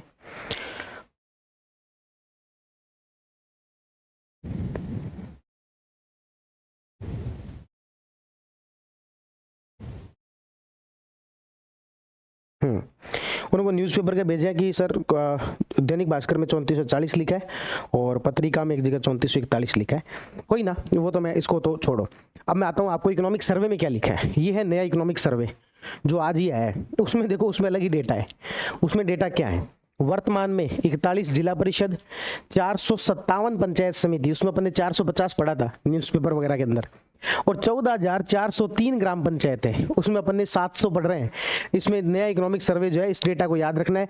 इसलिए मैंने आपको कहा कि यहाँ पर डेटा उतना इंपॉर्टेंट नहीं है, क्योंकि वो हम इकोनॉमिक सर्वे वाले को देखेंगे। ठीक है ना, तो यहाँ पर इकोनॉमिक सर्वे क्या कह रहा है, इकोनॉमिक सर्वे कह रहा है 457 पंचायत समितियां, कितनी, 457, और जो आपकी ग्राम पंचायतें हैं इसको ये कितना बता रहा है, 14,403। जिला परिषद तो चलो ठीक है 41 बता ही रहा है, तो ये याद रखना 457 बता रहे हैं, यहाँ पर 14,403 बता रहे हैं, है ना। दैनिक भास्कर वगैरह में अलग लिखा हुआ है, यहाँ पर जो अलग लिखा हुआ है, तो ये आपको यहाँ पर दिख रहा है 41 जिला परिषद, 457 पंचायत समितियाँ और 14,403 ग्राम पंचायत अस्तित्व में है। तो आपको ये डेटा याद रखना है। तो यहाँ पर डेटा वाइज तो अपन ने बात कर ली कि कौन सा याद रखना है, तो आपको ये सर्वे वाला जो डेटा है वो याद रखना है। बस एक चीज़ जो मैंने आपको यहाँ पर एक्स्ट्रा बताई कि पंचायती राज एक्ट 1994 का धारा संख्या कौन सी, 98 का प्रयोग करते हुए, है ना, राज्य सरकार ये काम करती है, और जिला कलेक्टर के द्वारा जो प्रोसेस मैंने आपको बता दी, 1 महीने का टाइम जो लिया जाता है। ठीक है, और ये जो यहाँ पर है 450 की बजाय 457, और यहाँ पर 14,403, ये सर्वे का डेटा है। ठीक है, ये सब बात हो गई। अब अपन बढ़ते हैं अगले आर्टिकल पर। अगला आर्टिकल और भी प्यारा है, वो है पंचायती राज और शहरी निकाय चुनाव की खर्च सीमा में वृद्धि की गई है। पहले तो मैं आपको इतना बता देता हूं कि नोट्स में क्या लिखा हुआ है, और फिर मैं आपको एक्स्ट्रा वाली घास कटवा देता हूं, ठीक है ना, एक्स्ट्रा इन्फॉर्मेशन वाली, जिसमें से क्वेश्चन आना है, जो कि आगे से अपन ऐप पर करेंगे, है ना। कि पंचायती राज में जिला परिषद जो सदस्य है वो पहले 1.5 लाख रुपए खर्च कर सकता था, अब 3 लाख रुपए कर सकता है। पंचायत समिति सदस्य 75,000 से 1.5 लाख, सरपंच 50,000 से 1 लाख, यानी कि कितना कर दिया, सीधा डबल। शहरों वाली में डबल नहीं किया। नगर निगम पार्षद 2.5 लाख की बजाय 3.5 लाख, नगर परिषद पार्षद 1.5 लाख की बजाय 2 लाख, और नगर पालिका जो पार्षद है वो 1 लाख की बजाय 1.5 लाख। एक वाला 1.5 पर पहुंच गया, 1.5 वाला 2 पर पहुंच गया, 2.5 वाला 3.5 पर पहुंच गया, है ना। तो या फिर इसमें ऐसे याद रख सकते हो कि इन दोनों को तो इसको तो 1 लाख और इन दोनों को 50,000 हजार की वृद्धि की गई है। ठीक है, इधर तो डबल की गई है, तो जो आपको जो भी पहले डेटा याद रखा था उसका डबल हो जाएगा। सरपंच 50,000 की बजाय 1 लाख, 75,000 की बजाय 1.5 लाख, 1.5 लाख की बजाय 3 लाख, और नगर पालिका पार्षद 1 लाख से 1.5 लाख, पार्षद ये वाला नगर परिषद वाला 1.5 लाख से 2 लाख, और 2.5 लाख से यहाँ पर कितना, 3.5 लाख। ठीक है, ये तो हो गया। अच्छा, अब बात यह है कि ये जो चुनावी खर्च की जो सीमा होती है ये बढ़ाता कौन है, भारतीय निर्वाचन आयोग या राज्य निर्वाचन आयोग? तो याद रखना, राज्य निर्वाचन आयोग बढ़ाता है। कौन बढ़ाता है? राज्य निर्वाचन आयोग द्वारा बढ़ाया जाता है। ठीक है, अब मैं आपको 2 एक्स्ट्रा डॉक्यूमेंट दिखाता हूं। जिसकी देखने की इच्छा नहीं हो आंखें बंद कर लो भाई, आंखें और कान बंद कर लो। जिसकी देखने की इच्छा नहीं हो कि भाई नोट्स में जितना बताया हुआ है उतना ही बताओ, आप तो ज्यादा क्यों बताते हो, तो आंखें और कान जो है बंद कर लो। तो ये देखो, आपके 23 दिसंबर को जो है ये आया, राज्य निर्वाचन आयोग का नोटिफिकेशन आया हुआ है। बहुत बहुत बहुत इंपॉर्टेंट बात बता रहा हूँ, याद रख लेना कि ये जो गांवों वाली जो सीमा है, गांवों वाली जो है, ये वाली जो खर्च की जो सीमा है, ये जो बढ़ाई गई है, ये पंचायती राज एक्ट जो है 1994 वाला, उसकी धारा 22A के तहत बढ़ाई गई है। उसकी धारा 22A के तहत बढ़ाई गई है। और ये वाली जो बढ़ाई गई है, ये नगरपालिका एक्ट 2009 का जो है, उसकी धारा संख्या 23 के तहत बढ़ाई गई है।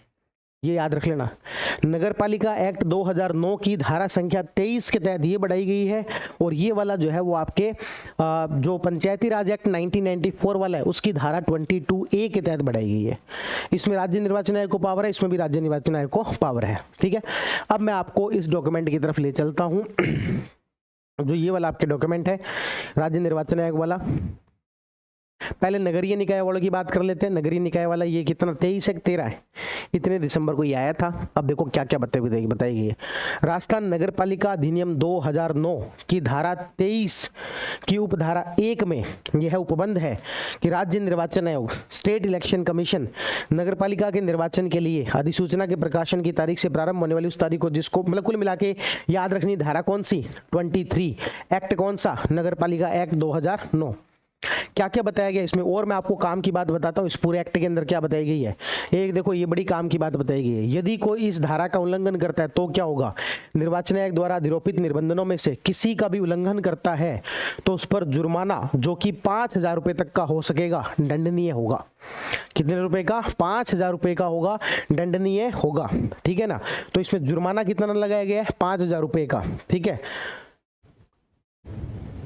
ठीक है, तो यहाँ पर जुर्माना कितना लगाया गया है, 5,000 रुपए का। तो ये भी याद रखना, यदि इसका वायलेशन करते हैं तो 5,000 रुपए का यहाँ पर क्या लगेगा, जुर्माना लगेगा। ठीक है, और इसके अलावा काम की बात की, वैसे तो 7 पेज का है, संक्षिप्त नाम क्या होगा, परिभाषाएं छोड़ो, कतिपय प्रकार के वाहनों पर पूर्णतः प्रतिबंध होगा, इसको भी हटा दो। वाहनों के उपयोग को नियंत्रित करना, नगर निगम पार्षद के चुनाव में प्रत्येक अभ्यर्थी द्वारा अधिकतम 3 वाहन, पार्षद नगर परिषद वाले में 2 वाहन, नगर पालिका में 1 वाहन। ठीक है, नगर पालिका जो होगा उसमें 1 वाहन उपयोग करेगा, पार्षद वाले में 2 वाहन का उपयोग करेगा, और नगर निगम वाले में 3 वाहनों का उपयोग किया जा सकेगा। तो वाहन संख्या भी याद रख लेना, 1 2 3, बहुत आसानी से याद हो जाएगी, 1 2 3 इतने का यूज होकर सकेगा। और इसके अलावा क्या बताया गया है, लाउड स्पीकर का प्रयोग 48 घंटे की अवधि में हॉस्पिटल और धार्मिक स्थल के 100 मीटर की अवधि में लाउड स्पीकर उपयोग के ऊपर पूर्णतः प्रतिबंध रहेगा। अपन ये पढ़ते हैं कि 48 घंटे पहले प्रचार बंद हो जाता है, लेकिन यहाँ पर ये कह रहा है स्कूल और धार्मिक स्थल की जो परिधि है उसमें 100 मीटर की परिधि में लाउड स्पीकर पर पूर्णतः यहाँ पर क्या रहेगा, प्रतिबंध रहेगा। ठीक है, अब आपके ये वाला यहाँ पर दे रखा है अधिकतम चुनाव खर्च और उसके आदेश का उल्लंघन। ये यहाँ पर बता रखा है कि पहले मतलब जो अभी कितना अधिकतम खर्च सीमा 1.5 लाख, 2 लाख और 3.5 लाख कर दिए। 1.5 लाख, 2 लाख और 3.5 लाख। अब देखो आगे एक चीज और दे रखी है, क्या? चुनाव खर्च का लेखा प्रारूप कह के जो भी दिया गया उसके अनुसार परिणामों की घोषणा के 15 दिन के अंदर, very very important point note कर लो कहीं पर, परिणामों की घोषणा के 15 दिन के अंदर संबंधित जिला निर्वाचन अधिकारी के समक्ष प्रस्तुत करना होगा। जो भी चुनावी खर्च करते हैं वो कितने दिन के अंदर अंदर? 15 दिन के अंदर अंदर। और कहां पर? जिला निर्वाचन अधिकारी को। और जिला निर्वाचन अधिकारी प्राप्त लेखा को कार्यालय के नोटिस बोर्ड पर 3 दिन तक प्रदर्शित करेगा। ठीक है, तो ये यहां पर जो है बात बताई गई है। इसमें मैंने आपको इंपॉर्टेंट पॉइंट क्या क्या बताए? एक तो मैंने बताया आपको नगर पालिका एक्ट 2009, एक तो ये पॉइंट लिखो। एक लिखो धारा संख्या 23। एक ये लिखो ये काम राज्य निर्वाचन आयोग का है। एक ये लिखो कि इसका उल्लंघन करने पर 5,000 रुपए तक का वो दंड दिया जा सकता है। एक ये लिखो कि भाई जो है ये 15 दिन के अंदर अंदर परिणाम घोषित होने के, जब रिजल्ट आ जाए उसके 15 दिन के अंदर अंदर किसको पेश करना है, ये भी लिखो जिला निर्वाचन अधिकारी। जिला निर्वाचन अधिकारी उसको कितने दिनों तक? 3 दिनों तक। वाहन वाला लिखो 1, 2, 3।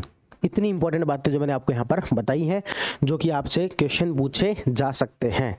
ठीक है, 23/12 है भाई, दिनांक कौन सी है? 23/12, यहाँ पर नीचे दिया हुआ है 23/12 को है। अब मैं आ जाता हूँ गाँवों वाले के अंदर, ये भी 23/12 का है, दोनों ही कब के हैं? 23/12 के हैं। ठीक है, इसमें धारा कौन सी है? 22A। उसमें कौन सी थी? 23। उसमें एक्ट कौन सा था? 2009 नगर पालिका। यहाँ पर कौन सा है? पंचायती राज अधिनियम 1994 है। इसमें कितने रुपए का दंड है? 2,000 रुपए का। उसमें कितने का था? 5,000 रुपए का। इसमें कितने का है? 2,000 का। उसमें कितना था? 5,000 का। ठीक है,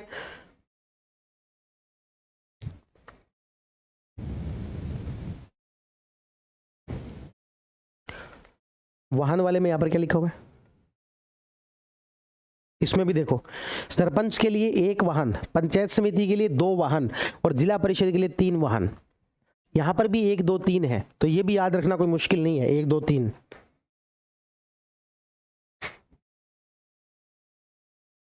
किसी भी निर्वाचन में वाहनों सहित 3 से अधिक वाहनों की रैली या काफिला नहीं निकाला जाएगा। बाकी तो 100 मीटर वाला वो वही है। फिर ये रहा वो सरपंच के लिए कितना खर्चा है, इसके लिए कितना है। अब फिर वापस वही बात, कितने दिनों के अंदर? 15 दिनों में। किसके सामने? जिला कलेक्टर के सामने। कितने दिन का नोटिस? 3 दिन का नोटिस। तो ये सारी बातें जो है मित्रों याद रख लेना। और ऐसे जो है ना तुम ये बचकानी जो हरकतें करते रहते ना बीच में, हमें ज्यादा नोट्स में क्यों नहीं लिख के दिया, नोट्स में क्यों नहीं पढ़ाया, तो फिर भाई मेरा क्या काम है फिर? तो कुछ तो जो आपको पढ़ाने आता है तो कुछ तो एक्स्ट्रा पढ़ गया है ना, नहीं है? ठीक है, तो इसका ध्यान रखना। अब उसके बाद में आगे पंचायती राज वार्ड संख्या का निर्धारण। राज्य सरकार ने पंचायती राज संस्थाओं में वार्ड निर्धारण के लिए नवीन मापदंड जारी किए। ग्राम पंचायतों में 3,000 तक की आबादी तो 7 वार्ड होंगे, प्रति 1,000 आबादी पर 2 अतिरिक्त वार्ड, है ना। यानी कि मान लो 3,000 तक तो कितने? 7 है। मान लो 4 हो गए तो 9। पंचायत समिति में 1 लाख तक 15 वार्ड होंगे, प्रति 15,000 आबादी पर 2 अतिरिक्त वार्ड। जिला परिषद में 4 लाख तक 17 होंगे और प्रति 1 लाख आबादी पर 2 वार्ड। ठीक है ना, तो 3,000, 1 लाख, 4 लाख, 3,000, 1 लाख, 4 लाख, 7, 15 और 17, और इधर 1,000, 15,000 और 1 लाख। इस तरीके से बढ़ते जाएंगे। ये सारे काम पॉलिटी के हैं, स्टेट पॉलिटी के। लेकिन मैं आपको लिखित में मेरे से गारंटी ले लो, स्टेट पॉलिटी के जो क्वेश्चन आएंगे उसमें से एक क्वेश्चन इस पेज पे से आएगा, क्योंकि करंट अफेयर से क्वेश्चन आते हैं। एक वीडियो का एग्जाम हुआ था, उसमें ये पूछा था कि कौन सी धारा के अंदर वीडियो का नाम बदला है ना। तो वो एक क्वेश्चन पूछा था, उस प्रकार का पूछेंगे, ध्यान रख लेना। लोकायुक्त में मुख्य सचिव वी श्रीनिवास ने 24 दिसंबर को लोकायुक्त सचिवालय में जयपुर के लोगो का अनावरण किया। ये लोकायुक्त का लोगो बनाया गया और इसमें यहाँ पर ध्येय वाक्य है न्यायो नीति च शासनम, न्यायो नीति च शासनम, ये यहाँ पर ध्येय वाक्य रखा गया है। राजभवन का नाम बदल के लोक भवन कर ही दिया है। 1 दिसंबर को इसकी अधिसूचना जारी कर दी। कब कर दी? 1 दिसंबर को अधिसूचना जारी कर दी। ठीक है, तो ये सारी बातें अपन ने की है इस दिसंबर वाली करंट अफेयर में। आगे बात करते हैं। 5 दिसंबर को सादिवाली गंगानगर में गंग नहर शताब्दी समारोह के अवसर पर नहरी तंत्र के लिए 1717 करोड़ की सौगात दी। 100 वर्ष पूरे हो गए, मतलब हो जाएंगे अगले वर्ष। 1927 के अंदर बनी थी, 2027 में इसके 100 वर्ष पूरे हो रहे हैं, तो उसको सेलिब्रेट किया जा रहा है। साधुवाली गंगानगर के मतलब वहीं पर पड़ता है, गाजर मंडी के रूप में अपन इसको जानते हैं। तो यहाँ पर 1700 करोड़ रुपए की सौगात दी है। यहाँ पर बस एक थोड़ा सा चेंज कर लेना, यहाँ पर फिरोजपुर लिखा हुआ है, फिरोजपुर आएगा। फिरोजपुर फीडर का पुनर्निर्माण, ठीक है। और बाकी बातें वही है जो अपन ऑलरेडी पढ़ चुके हैं। बीकानेर के लिए 300 करोड़, गंग नहर प्रणाली के लिए 695 करोड़ और फिरोजपुर फीडर के लिए 647 करोड़। तो टोटल 1700 करोड़ रुपए जो यहाँ पर दिए है। फिरोजपुर फीडर वाला यहाँ पर लिखा हुआ है, ये है आपके यहाँ पर फिरोजपुर, यहाँ पे सही लिखा है इसने फिरोजपुर। फिरोजपुर से एक नहर निकालेगी, फीडर नहर निकालेगी जो आपके शिवपुर हेड तक आ रही है। तो यहाँ पर 5 दिसंबर 2025 को महाराजा जो है मुख्यमंत्री भजनलाल जी शर्मा द्वारा इसका शिलान्यास किया गया। 5 दिसंबर 1925 को महाराजा गंगा सिंह ने गंगा नहर का शिलान्यास किया था और यहाँ पर फिरोजपुर फीडर के लिए बजट वर्ष 2024-25 में इसकी घोषणा की थी। कुल लागत 647 करोड़। अपने देखा ना कि फिरोजपुर वाले की कितनी थी, 647 करोड़। इसमें से राजस्थान 268 करोड़ और पंजाब 379 करोड़। इससे क्या होगा, हरिके बैराज में आने वाले अधिक पानी को इधर की तरफ मोड़ा जा सकेगा, जिससे कि गंग नहर में लगातार पानी बना रहेगा। गंग नहर के 3.14 लाख हेक्टेयर के जो किसान है यहाँ पर फायदा होगा। और अक्टूबर 27 तक कार्य पूरा करना है, क्योंकि 27 में हो रहे 100 साल पूरे। इस अवसर पर मुख्यमंत्री जी गन्ने के वर्तमान समर्थन मूल्य में 15 रुपए प्रति क्विंटल की जो घोषणा की है, वृद्धि की घोषणा की है। ठीक है, आगे बात तो कुल मिला के जो फीडर नहर वाला तो समझ में आएगा कि 1700 करोड़ रुपए लगाने, उसमें से लगभग 647 करोड़ आपके फिरोजपुर वाले में लगाने। वहां से एक फीडर नहर निकाल दी और उसका 5 दिसंबर को उद्घाटन कर दिया। 5 दिसंबर तारीख याद रखना, क्योंकि 5 दिसंबर 1925 को जो है वो महाराजा गंगा सिंह द्वारा उद्घाटन किया गया था, तो उसी तारीख को महत्वपूर्ण बनाया। फिर बात करते हैं दुग्ध उत्पादन। प्रसंस्करण क्षमता को बढ़ाने के लिए 48 लाख प्रतिदिन लीटर से बढ़ाकर 54 लाख तक हो गई है हमारे यहाँ पर। और अगले 2 वर्षों में लक्ष्य हमारा 70 लाख लीटर प्रतिदिन जो वो इसकी क्षमता को करना। इस लक्ष्य की प्राप्ति के लिए आरसीडीएफ द्वारा 1000 करोड़ रुपए का जो है एक नया फंड गठित किया गया है और निम्नलिखित जिलों के दुग्ध संयंत्रों का उन्नयन किया जा रहा है, उसको और अच्छा किया जाएगा। कोटा, भरतपुर, अलवर, उदयपुर और जोधपुर। ठीक है ना। तो पहली बात तो ये याद रख लेना कि कितना दुग्ध उत्पादन है पर डे का, 54,000 करोड़ हो गया है 48 से। और कितना करना है, 70 करना है। इसके लिए कितने का करोड़, 1000 करोड़ का आरसीडीएफ ने फंड बनाया है। कितने जिलों को लाभ मिलेगा, 5 जिलों को, कोटा, भरतपुर, अलवर, उदयपुर और Jodhpur. Rajasthan cooperative dairy federation पशुधन के आनुवंशिक गुणवत्ता सुधार के लिए राष्ट्रीय गोकुल मिशन के तहत नरवा और बस्सी में 2 सीमेंट सेंटरों का भी उन्नयन कर रहा है। नरवा में और बस्सी में 2 सीमेंट सेंटरों का भी क्या किया जा रहा है, यहाँ पर उन्नयन किया जा रहा है। स्वर्ण खनन नीलामी 2 स्थलों पर कांकरिया, बांसवाड़ा और डगोचा सलूम्बर। ये चीज़ आप ज़्यादा जानते हो, क्योंकि मैंने राजस्थान ज्योग्राफी में ये सब चीज़ें पढ़ी नहीं हुई है ना, आप लोग मुझसे ज़्यादा जानते होंगे। ठीक है, चलो आज की क्लास के लिए इतना काफ़ी, बाकी जो कल कर लेंगे, या फिर एक लास्ट ये कर लेते हैं, नोनेरा वृद्ध और परवन अकाबद्ध पेयजल परियोजना। ठीक है, इसमें तो कुछ है नहीं, ये सब कुछ बनाया जा रहा है, तो ये आप उसमें पढ़ते ही हैं आपके राजस्थान ज्योग्राफी के अंदर। उसी के अंदर कितने कितने क्या जिले लाभान्वित होंगे। तो आपके नोनेरा बांध जो है वो कहाँ पर है, कोटा बूंदी जिले के 6 कस्बों को फायदा पहुंचाएगा और परवन वाला झालावाड़, बारार, कोटा जिले के 1400 गाँवों को फायदा पहुंचाएगा। ठीक है, चलो अगली क्लास में अपन यहाँ से पढ़ना शुरू करेंगे प्रमुख सेंटर और केंद्र, और अगली क्लास में राजस्थान वाला कर देंगे कंप्लीट। ठीक है, चलो भाई मिलते हैं अगली क्लास में। Thank you.